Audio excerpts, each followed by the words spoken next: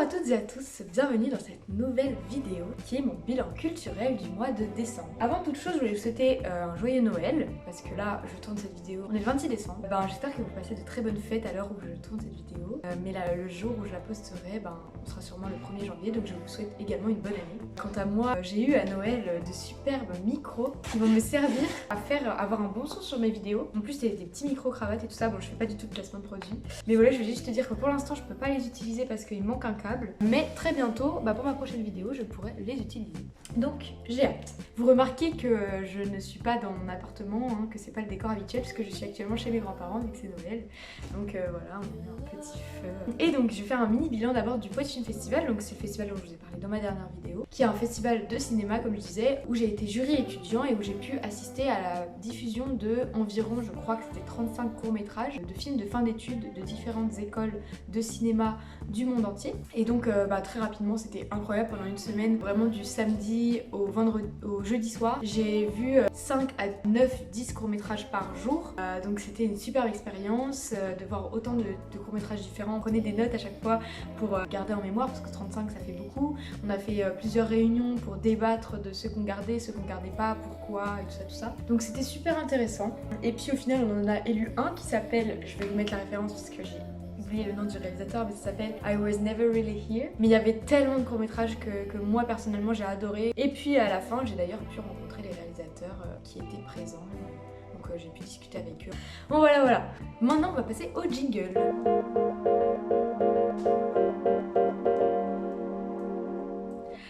Donc ce mois-ci, comme je vous l'ai dit, j'ai été beaucoup au cinéma mais pour voir des courts-métrages. Donc je vais pas parler de chaque court-métrage que je suis allée voir, ce serait extrêmement long, même si c'était super intéressant. Il faut savoir donc que pendant 2 semaines, je suis pas du tout allée voir de films au cinéma. Mais il y a plein de il y a plein de films dont j'ai pas parlé.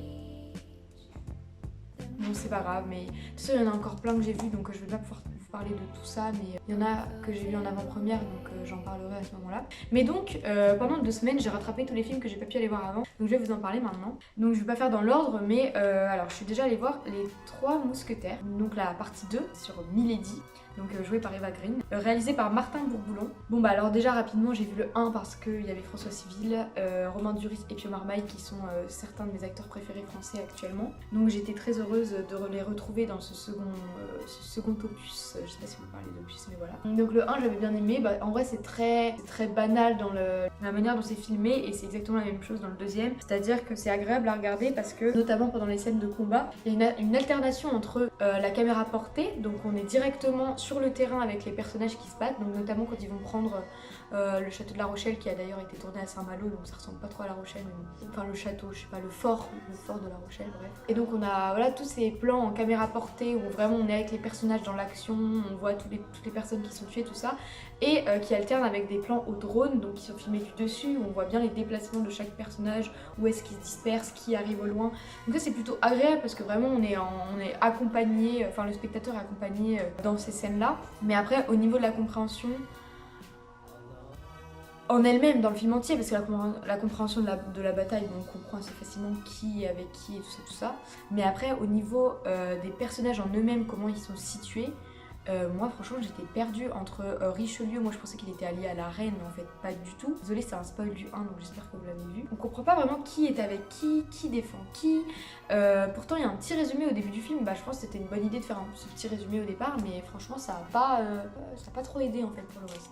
Donc c'est pas non plus manichéen parce que on pourrait tomber dans le côté manichéen de il y a les gentils, les méchants. Non, c'est pas ça, parce que justement il y a beaucoup de camps, de personnages qui ont des petits secrets. Il y a quand même quelques rebondissements auxquels on s'attend pas, donc ça c'est quand même pas mal. Mais sinon dans l'ensemble c'est un peu décevant, surtout qu'on n'est pas, parce que le deuxième opus quand même s'appelle Milady et on n'est pas tant avec Milady que ça.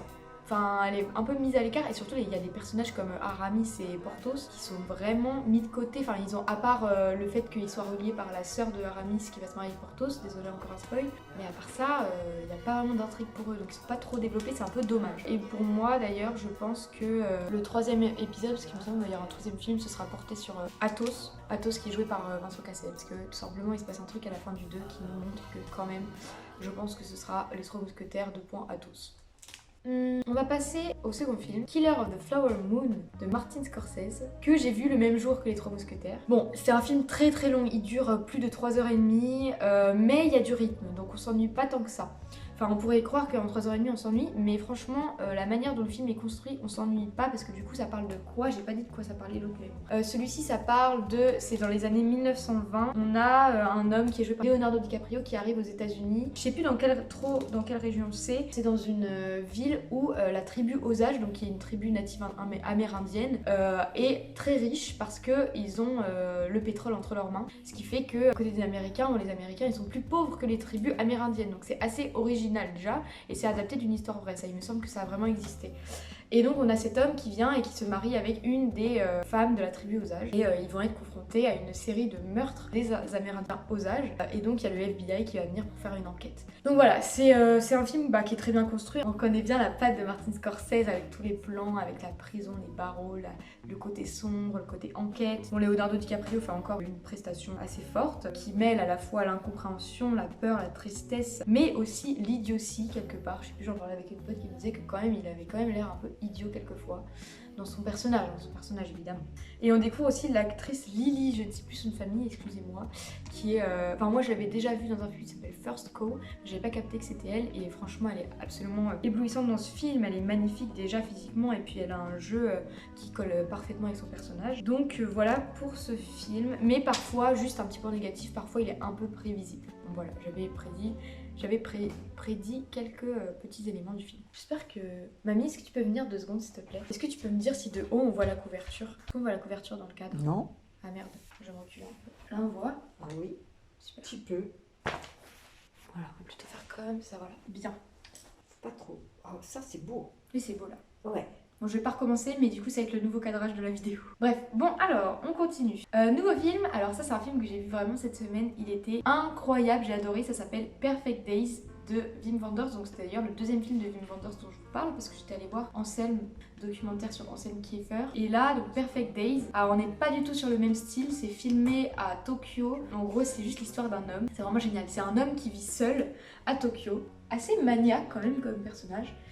Et qui nettoie les toilettes publiques. Voilà, c'est le synopsis du truc. C'est un vieux monsieur seul qui nettoie les toilettes publiques. Et le film dure 2 heures et vraiment on ne s'ennuie à aucun moment. En fait, ce qui est très touchant dans ce film, c'est que je pense qu'on peut tous un peu s'identifier à lui. Enfin moi personnellement, je suis vachement identifiée à lui parce qu'il aime tout ce que j'aime au cinéma et tout ce que j'aime dans la vie en général. C'est-à-dire la musique, parce qu'il a plein de cassettes qu'il écoute, il est un peu reculé de la nouvelle technologie. Il y a beaucoup de contre-plongées sur les arbres. Et moi j'adore ça, faut savoir que j'aime beaucoup prendre des photos de ça et lui il en croit que son appareil photo argentique. Mais également le thème du quotidien, les travelling et les plans sur la ville accompagnés de musique, on a tout ça dans ce film qui sont regroupés. Le fait qu'il aime aussi beaucoup les plantes, il a une collection interminable de plantes, il en récupère dans des parcs, il mange son petit sandwich sur un banc en regardant les arbres, et franchement c'est juste hyper contemplatif. Il y a une BO de dingue avec des musiques qui passent de Lou Reed à Patti Smith avec à des moments, comment il s'appelle? Ceux qui ont fait The Trick of the Sun, là. The Animals, je crois que c'est le nom du groupe. Ouais, voilà, donc c'est assez fourni et c'est en même temps très silencieux parce que, à part la musique, le personnage parle très peu vu qu'il est souvent seul. Mais ce qui est bien, c'est qu'il rencontre beaucoup d'autres personnages. À un moment donné, il y a sa nièce qui a fui de chez ses parents et qui va venir habiter chez lui, donc il va y avoir une interaction entre différentes générations. On a aussi parlé avec son collègue qui est plus jeune que lui, donc pareil, une autre génération. C'est touchant. Non, c'est pas touchant. Le personnage est attachant. Il est pas touchant, mais il est attachant. Et en fait, il m'a fait penser à moi. Même le titre Perfect Day, c'est totalement justifié tout au long du film. On se dit, mais en fait, oui, c'est les jours parfaits. Voilà, on suit ces journées comme ça. Et puis, il se passe pas grand chose, mais c'est juste des rencontres avec des personnages qui vont faire que ça va rendre le film intéressant. On a un autre film asiatique qui est réalisé par Kim Ji-woon, qui a notamment réalisé un film d'horreur que j'avais vu il y a pas longtemps qui s'appelle Deux Sœurs. Et le film s'appelle Ça tourne à Séoul. Donc là, c'est sur le cinéma en général. Enfin là, c'est sur le thème du cinéma et sur le tournage. Donc évidemment, c'est un thème qui me parle beaucoup. C'est un réalisateur qui a terminé son film et qui veut absolument retourner la fin. Et du coup, il doit rappeler tous les acteurs, les techniciens et tout qui doivent revenir tourner et ils ont un jour pour le faire. En fait, on est dans le fourmillement d'un tournage. C'est très drôle et très explosif entre les personnages qui sont très bien écrits. Ça se passe dans les années 70 et notamment l'acteur principal qui joue le réalisateur, c'est l'acteur de Parasite, si vous l'avez vu. Et les acteurs, tout comme leur rôle sont dans le film, les acteurs jouent très bien. Et par contre, un petit point négatif, c'est que le film semble interminable, c'est-à-dire qu'il a plein de fins différentes. Mais au final, c'est pas si mal parce qu'en vrai, on n'a pas trop envie de sortir de son monde et on a aussi beaucoup d'alternatives l'alternance, et c'est ça qui est super intéressant aussi, entre les moments, donc le tournage, et aussi le rendu du film au final, qui est montré petit à petit, bout par bout. Donc voilà, des fois on est un peu perdu, mais en vrai on s'y retrouve assez facilement parce que les personnages sont très bien caractérisés. Donc moi ça m'a fait penser à 4 films différents. Je trouve que c'est un peu filmé de la même manière. Ah merde, il y a mon père qui m'appelle. Mamie, est-ce que tu peux l'appeler sur ton téléphone s'il te plaît? Allô? Oui, allô, qu'est-ce qu'il y a? J'ai trouvé ce qu'il faut. D'accord. Bon, Ah bah voilà. super s'il a trouvé. Ouais, c'est cool. J'espère que ça marche Super. pas bien. Oui, non, là je suis à 18 minutes, je vais pas recommencer 18 Ouais, minutes. ok, d'accord, bah à plus tard. Ouais, à plus tard, bisous.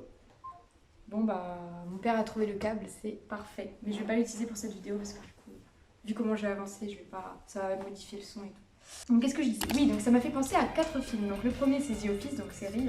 Dans la manière de filmer les personnages, en gros en caméra portée avec beaucoup de mouvements de caméra rapides, de zoom rapide sur les personnages, même dans les personnages eux-mêmes, ça m'a fait un peu penser à ça. Ça m'a aussi fait penser à 2 films en même temps, donc Vers un avenir radieux de Nanni Moretti que j'ai vu à Cannes l'année dernière, et au livre des solutions dont j'ai parlé dans ma première vidéo de Michel Gondry, dans la manière dont on voit le réalisateur face à sa production, sa maison de production, et le réalisateur dans son monde artistique. Et ça m'a aussi fait penser à Coupé de Hazanavicius. Si vous n'avez pas vu ce film, mais allez le voir, il est incroyable. Dans la relation acteur-réalisateur et dans le fourmillement du tournage aussi. Voilà, petite pause, je vais faire pipi. Hello, darkness, my old friend. I've come to talk with you again. Ok, c'est parti, j'y retourne. Maintenant on va parler du film Wonka parce que vous êtes... Enfin je sais qu'il y a pas mal de personnes qui m'ont demandé si je l'avais vu. Donc qui est réalisé par Paul King avec notamment Timothée Chalamet, Olivia Colman, Hugh Grant. Déjà je m'attendais pas à ce que ce soit un film musical. Vraiment avec ma pote on est allé et on s'en est rendu compte. En voulant regarder combien de temps ça durait, on a vu que c'était un film musical. Comédie musicale. Bon moi il y en a que j'adore. Mais il y en a pas mal où parfois j'ai du mal. Je me dis, bon, la chanson elle arrive pas au bon moment, ou alors elle sert à rien, ou alors tu souffles. La plupart des chansons de Wonka, quand elles arrivaient, je soufflais. J'étais en mode, bon, encore une, enfin, un peu marre quoi. En plus, les chansons sont pas extraordinaires, enfin, elles sont au niveau musical et tout ça, j'ai trouvé que c'était pas dingue au niveau de la mélodie. Alors, le thème principal, j'ai appris que c'était le thème original du premier film de Charlie la chocolaterie, donc pas celui de Tim Burton mais celui de J'écrirai. Mais à part ça, c'était pas incroyable. J'ai pas trouvé trop de cohérence non plus avec la...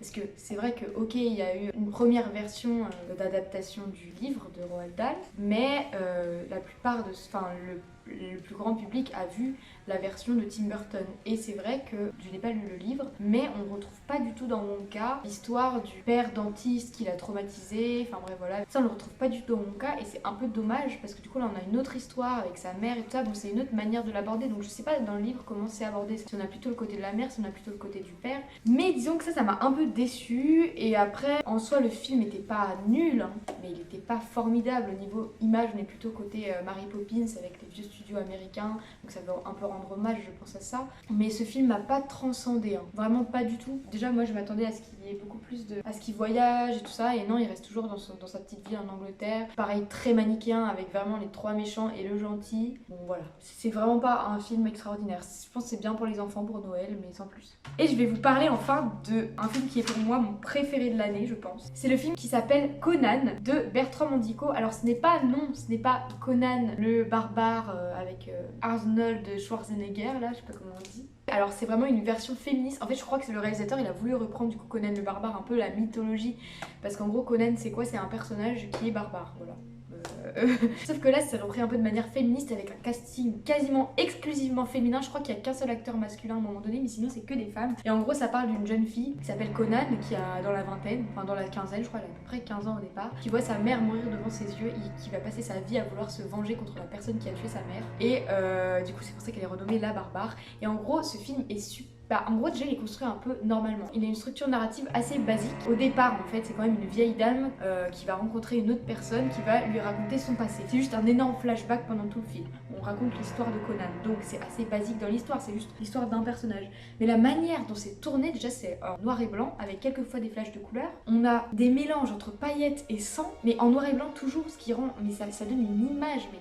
pour moi chaque plan est un tableau quoi. Et donc l'histoire voilà, donc c'est cette jeune fille qui voit sa mère mourir qui devient une barbare et donc on a son histoire où tous les 10 ans on a une version plus vieille d'elle qui vient tuer sa version plus jeune. Ce qui fait que je crois qu'on a 7 actrices qui jouent 7 fois le personnage de Conan à 7 moments différents de sa vie, donc tous les 10 ans. Des personnages qui ne se ressemblent pas du tout d'ailleurs et en gros c'est les 7 réincarnations de Conan. Donc bref c'est hyper bizarre au niveau du scénario, au niveau des personnages, de l'esthétisme même du film, c'est hyper glauque mais alors moi qui n'aime pas du tout ça au départ, je me rends compte que de plus en plus que tous les films que j'aime en ce moment c'est vraiment des films glauques hein, avec du sang, ça vomit du sang de partout, il y a des scènes et puis la BO est magnifique parce qu'elle, enfin la BO mélange plein de styles de musique différents. On a par exemple à un moment donné du Debussy, je crois que c'est du Debussy, avec une scène où justement il y a une Conan du futur qui vient tuer la Conan du passé avec un ralenti, des paillettes et du sang en même temps en noir et blanc, donc tout ça accompagné par la musique de Debussy, une musique classique. Mais après on a des moments, on a de la musique, plutôt de la musique actuelle. Voilà, on a aussi une scène avec un personnage, c'est trop dégoûtant mais moi j'adore, il y a une scène de cannibalisme où il y a le personnage de Conan qui dit à d'autres personnages si vous voulez ma richesse, il va falloir me manger. Et du coup elle se fait cuisiner et donc elle se fait anesthésier tout le corps et donc elle est encore vivante mais on est en train de lui couper toute sa chair pour la cuisiner et la farcir et c'est dégoûtant. Et après il y a des moments où ça tue de partout avec une musique qui n'a rien à voir et vraiment mais pour moi c'est un chef-d'œuvre du cinéma esthétique que Bertrand Mandico nous a pondu. Alors il avait aussi fait After Blue que j'avais pas vu mais qui est un peu dans le même style esthétique avec des paillettes. Moi je suis pas du tout paillettes au départ mais que la manière dont c'est utilisé c'est très très fort. Je vous conseille de le voir. Voilà, pour moi c'est un de mes films préférés de l'année. Alors donc ça c'est pour tous les films qui sont sortis ce mois-ci. Maintenant je vais parler des films qui sont ressortis, donc dont j'ai parlé un peu dans mes vidéos précédentes parce que je comptais y aller. Donc il y a d'abord Delicatessen de Jean-Pierre Jeunet et Marc Caro, donc qui est un film qui est sorti initialement en 1991, donc qui a été tourné avant Amélie Poulain parce que du coup pour ceux qui savent pas, le réalisateur de Delicatessen, Jean-Pierre Jeunet, enfin un des deux, a réalisé Amélie Poulain, donc qui est un de mes films préférés, donc c'est pour ça qu'évidemment je voulais aller voir Delicatessen. Donc Delicatessen, de quoi ça parle? C'est assez comique, ça se passe dans le futur, dans une ville qui n'a, enfin dans le futur à mon avis c'est pas un futur très lointain, hein, où les personnages n'ont plus accès, n'ont plus d'argent et ont du mal à se nourrir, donc ils galèrent, donc voilà. Et donc c'est un homme qui est joué par Dominique Pinon, qui joue dans Amélie Poulain, le mec un peu taré, celui qui est obsédé par Isabelle Nanty et par son ex, enfin bref. C'est Dominique Pinon qui joue le personnage principal et qui arrive dans un hôtel où il va être hébergé en échange de faire de réparer des trucs dans l'immeuble, par exemple changer une ampoule ou repeindre le plafond. Et tout en bas de l'immeuble, donc au rez-de-chaussée, il y a un boucher. En fait tout le film c'est sur des disparitions dans l'immeuble et sur les personnages de l'immeuble en eux-mêmes. Donc il y a une petite famille, il y a une jeune fille qui est la fille du boucher qui habite à l'étage, on a une jeune femme qui couche avec le boucher, qui est jouée par Karine Viard d'ailleurs, qui est mon personnage préféré de ce film. Karine Viard en vrai je me rends compte que c'est une de mes actrices préférées, à chaque fois elle fait des performances de dingue, ses rôles sont super bien écrits et là aussi. Et chaque personnage a une particularité un peu dans leur caractère et c'est extrêmement drôle et il y a beaucoup de second degré, notamment avec un des personnages qui veut se suicider à chaque fois et qui n'y arrive pas pour X ou Y raison et ça amène un côté très comique. L'image est aussi couleur sépia un peu, donc vieil appareil photo comme dans Amélie Poulain, donc ça c'est un des points positifs aussi de ce film. C'est très agréable à regarder, donc je vous le conseille si vous avez l'occasion de le voir. Autre film du coup que j'ai revu en salle, donc c'est Mon nom est personne de Tonino Valeri, donc voilà j'en avais parlé la dernière fois et je disais que c'est un film que j'ai vu il y a très longtemps et dont je me rappelais plus mais je savais que j'avais beaucoup aimé et là maintenant je sais pourquoi j'ai aimé en fait en le revoyant. Donc c'est un western qui parle d'un jeune homme qui est pas très connu, qui se fait nommer personne, enfin qui fait pas nommer mais juste qui ne s'appelle pas, il a pas de nom en fait. À chaque fois qu'on lui demande qui es-tu, il répond je suis personne et qui veut juste mettre en lumière un grand gangster qui œuvre quand même pour la justice, qui est joué par Henry Fonda, donc lui c'est quand même une figure principale des films de western. Et donc ce personnage, ce jeune homme qui est joué par Terence Hill veut faire de Henry Fonda une légende encore plus importante qu'il n'est déjà. C'est un personnage très drôle, Terence Hill, auquel on s'attache forcément. En fait il est très, comment on dit mamie quand on est fort mais qu'on veut pas le montrer? Ah oui, il est humble, voilà. Ouais, il est humble, on va dire, il est très humble, mais il est très fort. Et puis il y a quand même des jeux de montage avec des moments de rapidité, enfin de mise en rapidité, qui sont assez drôles quoi au final. Et donc c'est un western, mais c'est un peu un western comique qui se moque des westerns originaux. Et dès la première scène, pour moi c'est une masterclass parce qu'en fait je vais pas trop en dire, mais on a juste Henry Fonda qui vient non en fait je vais pas trop en dire. Mais vraiment même la première scène, c'est juste pour moi un chef-d'œuvre. Jusqu'à l'arrivée du titre qui explique qu'est-ce qui va se passer dans le film en gros et qui est le personnage principal du film. Et aussi, ce film est très bien pour la musique qui a été composée par Ennio Morricone et qui notamment reprend du Wagner et la valse des Valkyries.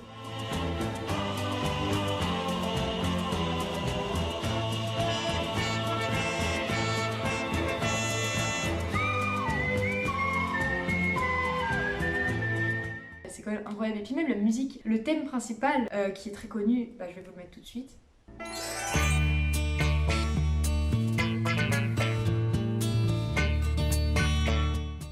Bref, moi j'adore. Moi j'adore, et en fait elle donne tout le temps le sourire et ça s'accorde super bien. Enfin, vraiment, elle est créée pour le personnage. Et voilà, donc le personnage de Terence Hill nous donne le sourire à chaque fois qu'on le voit à l'écran. Donc voilà, c'est un très très grand film pour moi à voir absolument. Et moi qui suis pas fan des westerns, franchement celui-là c'est mon préféré. Je suis aussi allée voir au cinéma un film qui est ressorti, donc c'est L'Histoire sans fin de Wolfgang Petersen, je sais pas si ça se dit comme ça, qui a réalisé notamment 3 avec Brad Pitt.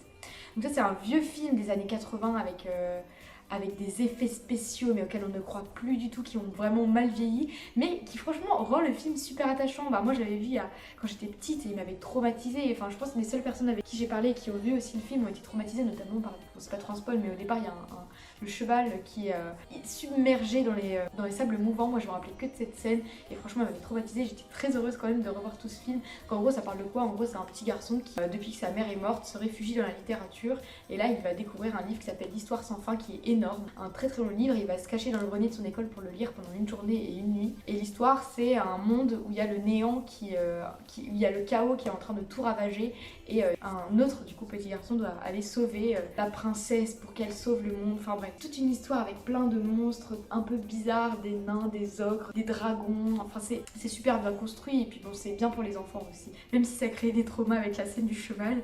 C'est quand même sympa à regarder. Bon, par contre, petite anecdote, quand je l'ai vu, il y a des moments où il y avait du silence, et pendant le silence, j'entendais la musique de Wonka parce que le film était en train de passer dans la salle d'à côté.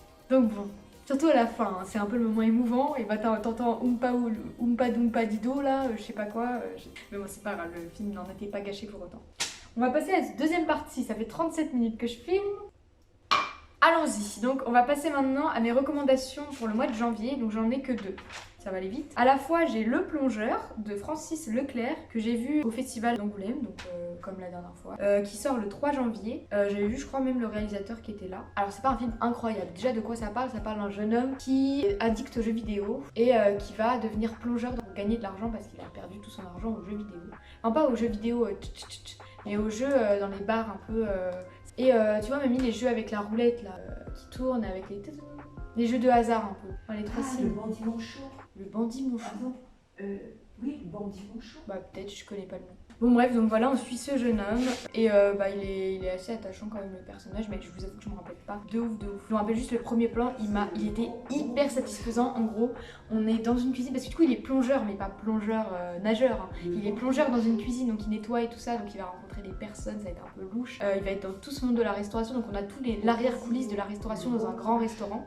Lui il fait la vaisselle et on a le premier plan où on est au-dessus. Ça part du restaurant je crois, et tout est filmé en caméra en plongée zénithale, donc c'est quand la caméra est postée tout en haut d'un lieu, donc vraiment au zénith comme le soleil quand il est au zénith, et qui filme comme ça en travelling sur le côté jusqu'à arriver à la plonge qui est en fait le dernier maillon de la chaîne de la restauration, disons quand on doit faire la vaisselle après que les gens ils mangent. Moi je commence à avoir chaud, je vais vraiment ça un peu.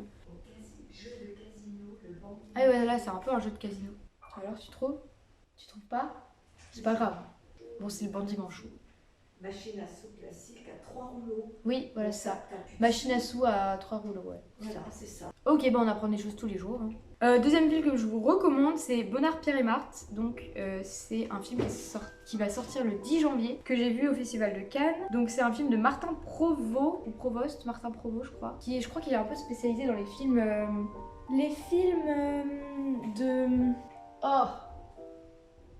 Dans les films biographiques, voilà, c'est ça que je voulais dire parce qu'il avait fait un film sur une autre personne mais je ne sais plus qui. Bref, et donc Bonnard, Pierre et Marthe, ce sont des peintres. Donc Pierre Bonnard, il est assez connu. Alors déjà c'est avec qui le film? C'est avec Vincent McCain et Cécile de France. Donc ils jouent 2 peintres. Donc au départ c'est sur la vie de Pierre Bonnard, donc qui est un peintre qui est très connu et tout ça, qui va rencontrer Marthe. Et Marthe va se mettre à la peinture après sa séparation avec Pierre il me semble. Et donc on va découvrir qu'elle aussi a un fort talent pour la peinture. Et elle c'est différent, c'est d'autres types de peintures. Et moi j'avoue que je préfère les peintures de Marthe que de Pierre. Et donc voilà, c'est un film...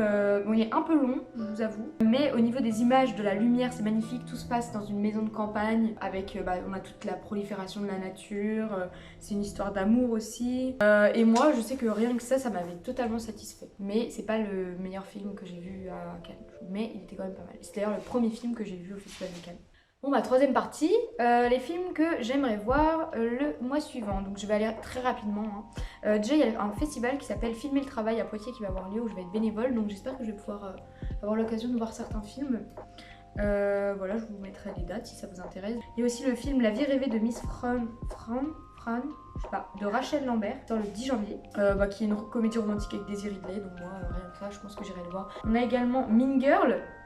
Alors Mean Girl, c'est un film des années 2000, mais ils ont fait une suite, il me semble, en mode comédie musicale. Donc comme j'avais bien aimé l'original, je pense que j'irai voir celui-là. Il y a aussi Priscilla, le nouveau film de Sofia Coppola qui va sortir le 3 janvier. Donc déjà j'ai envie de le voir parce que Sofia Coppola, évidemment, c'est une de mes réalisatrices préférées, donc voilà. Et aussi parce que j'aimerais bien voir la face cachée de la vie d'Elvis Presley, parce qu'il y a Elvis qui est sorti il y a pas longtemps, moi je l'ai pas vu. Mais j'aimerais bien voir la vie de sa femme, ça doit être intéressant. J'aimerais bien aussi voir Ivan Tsarevitch et la princesse changeante, parce que c'est un film de 2016 de Michel Oslo qui ressort en salle le 10 janvier et que je l'avais pas vu. Et comme j'adore Michel Oslo, voilà, ce sera l'occasion. Il y a également un film que j'ai très envie de voir qui s'appelle Pauvre créature, qui dure plus de 2 heures, je crois même 2h30, de Yorgos Lanthimos, je sais pas si ça se dit comme ça, qui sort le 17 janvier avec Emma Stone et Mark Ruffalo, qui a un peu une version Frankenstein mais en femme. Et l'affiche est très belle, donc je pense rien que pour ça j'irai le voir. Et enfin, j'ai très envie d'aller voir May December de Todd Haynes, que j'avais raté à Cannes. Ouais, je l'avais raté parce que j'avais loupé le bus. Et du coup, j'étais allée voir Club Zero à la place. Et j'avais couru vraiment pour le voir, May December, mais il n'y avait plus de place dans la salle, malheureusement. Bref, il sort le 24 janvier, j'ai envie d'aller le voir parce que notamment dedans il y a Julianne Moore et Nathalie Portman. Il me semble que je dise pas de bêtises, mais je crois que c'est ça. Et ben on va passer à ma pépite. Ça fait 45 minutes que ça tourne, ma pépite. Alors j'avais très envie d'en parler, vraiment j'ai décidé hier soir que j'allais parler de ça. Mais en fait, c'était une évidence. Alors voilà, je vais vous parler du groupe Wet Leg. Youhou, j'adore ce groupe. C'est un groupe que j'ai découvert l'année dernière. Un groupe de 2 jeunes femmes que vous connaissez peut-être parce qu'elles ont fait 2 chansons assez connues. La première, peut-être vous la connaissez moins, ça s'appelle Wet Dream. Je vous mets un petit extrait.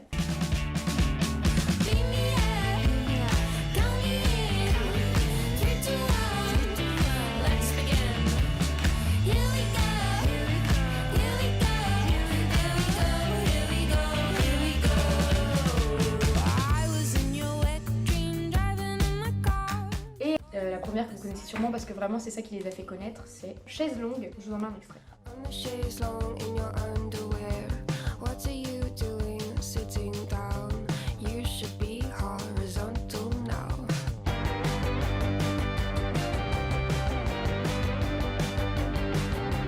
Donc voilà, peut-être que vous avez déjà entendu ces quelques chansons. Moi je sais que j'ai découvert Wet Leg grâce à la chanson Chaise longue parce qu'il y avait une pub sur Instagram. Donc je vous avoue que la pub dans les stories, ça a bien marché pour moi parce que du coup j'ai découvert et maintenant j'adore. Elles ont sorti un album qui s'appelle Wet Leg.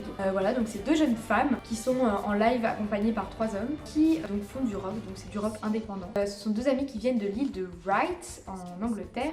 Celle qui chante et qui a la guitare rythmique qui s'appelle Ryan Tisdale, je pense que ça se dit comme ça, et Easter Chambers qui a la guitare principale et au chœur. C'est 2 jeunes femmes qui se sont rencontrées au lycée alors qu'elles faisaient dans leurs études, alors qu'elles faisaient des études de musique et puis elles ont décidé de créer un groupe. Mais bon, comme elles venaient de la petite île de Wright, elles se sont fait connaître d'abord là-bas et puis ensuite elles sont allées aux États-Unis. Elles ont notamment fait la première partie de Harry Styles dans le monde entier, notamment à Paris en juin 2023. Donc j'avoue que j'étais un peu jalouse, non pas pour voir Harry Styles mais bien pour voir Wet Leg en première partie. Et elles ont aussi joué à Rock en scène cet été. Donc voilà, pour l'instant elles ont sorti qu'un seul album et cet album a été notamment parmi les 10 albums préférés de 2022 selon le magazine Les Rolling Stones et il est top 4 des meilleurs albums en 2022 selon les Un Rock. Juste après Rosalia, Fontaine DC et Kendrick Lamar. Donc quand même pas mal, moi j'étais fière d'elle quoi.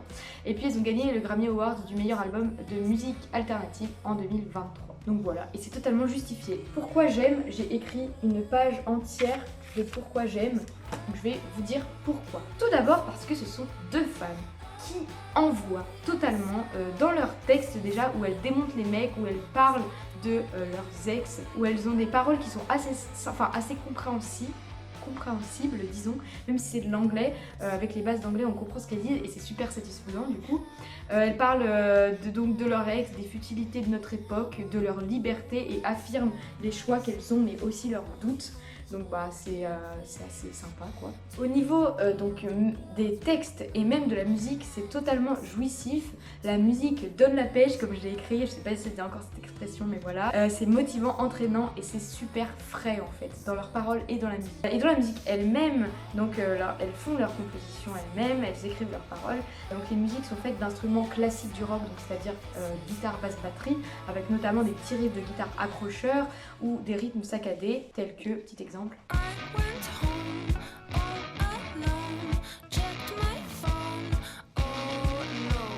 Voilà. Et tout ça c'est porté par une voix assez calme, celle donc de Rhian Tisdale, mais qui parfois se libère en hurlant pendant presque 6 mesures. Et il faut savoir que c'est quand même assez long.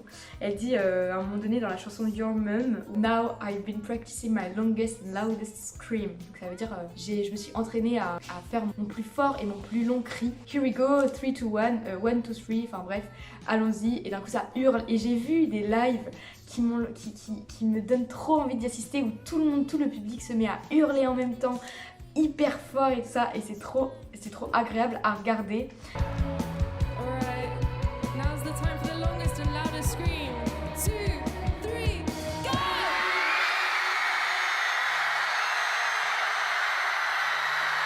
Donc voilà, il y a des lives, moi j'ai vu sur Arte concert.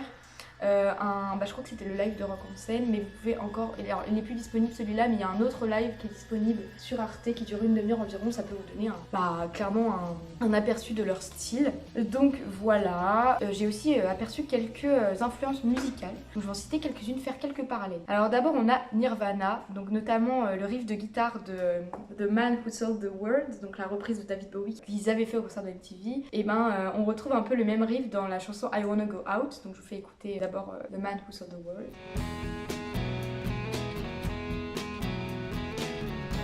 Et maintenant I Wanna Go Out.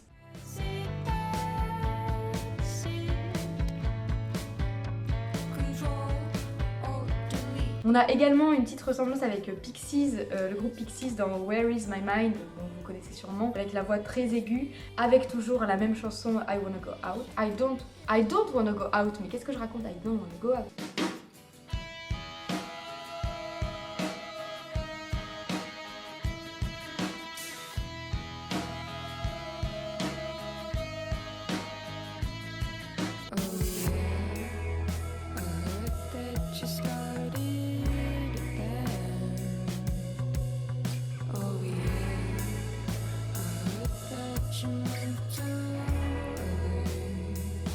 Et enfin, j'ai aussi, en écoutant au tout début, en découvrant leur album, en fait, je crois que j'ai découvert, c'est quand on est allé en Alsace? L'été dernier, oui. Et ben c'était en été 2022 que j'ai découvert alors. Et justement, j'ai découvert là-bas que ça me faisait aussi penser à une autre artiste. Alors là, c'est beaucoup plus léger, je vous avoue. Ça m'a fait penser à Arlo Parks, une autre artiste anglaise que j'adore, qui a fait une chanson avec Clairo, où Clairo fait les chœurs seulement. Donc je vais vous faire écouter un peu les deux chansons. Donc là, c'est Green Eyes de Arlo Parks.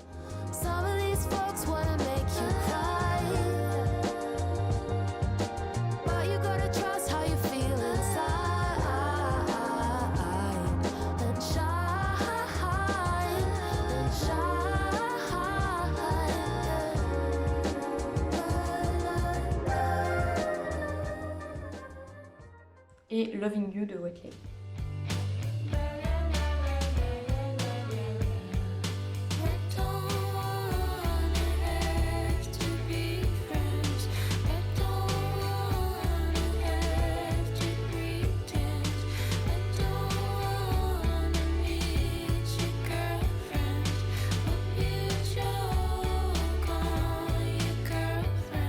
Mais voilà, malgré toutes ces influences, elles ont quand même su créer leur propre univers rempli de second degré, que ce soit au niveau des paroles ou des clips. Pour moi, c'est un album qui est parfaitement construit de bout en bout, de la première à la dernière chanson. Je les écoute tout le temps et notamment pour moi, c'est l'album de pré-soirée, c'est-à-dire en me préparant pour aller en soirée, je l'écoute, ça me donne grave de la motivation, c'est trop bien. Et donc voilà, comme Crumb, comme je disais dans ma précédente vidéo, ça fait partie de mon panthéon de mes albums préférés. Donc je vais vous en mettre encore deux exemples parce qu'on n'en a jamais assez.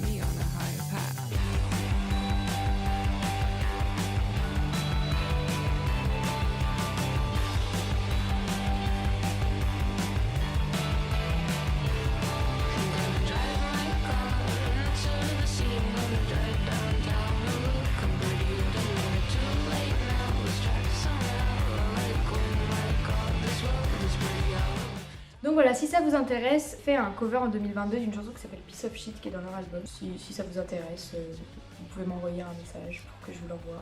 Sinon, il est sur mon compte Instagram. Vous pouvez d'ailleurs aller vous abonner parce que c'est la fin de cette vidéo. Et je vais vous dire à présent d'aller, s'il vous plaît, vous abonner à ma chaîne YouTube, de mettre un petit pouce bleu, c'est sympathique, c'est bien, ça va faire des recommandations pour les gens qui ne sont pas abonnés, d'activer la cloche si ce n'est pas fait pour pouvoir être averti des prochaines vidéos qui vont sortir. Vous pouvez aussi aller vous abonner à mon compte Instagram où je publie des petites chansons, des covers, des reprises, et aussi sur SoundCloud où je poste aussi des reprises et également certaines de mes propres compositions. Je vous souhaite une bonne année, donc 2024, que vous soyez en bonne santé et que vos vies soient remplies de bonheur, et j'espère qu'on va nationalement et mondialement avoir des bonnes nouvelles qui vont arriver, ou des prises de conscience aussi, sans que je m'embarque trop en politique. J'espère qu'il va y avoir des prises de conscience assez fortes des gouvernements très bientôt, même si ça m'étonnerait, mais j'ai de l'espoir encore. Voilà, je vous souhaite le meilleur pour l'année 2024 et on se retrouve le mois prochain pour un nouveau bilan culturel. À bientôt, bye bye.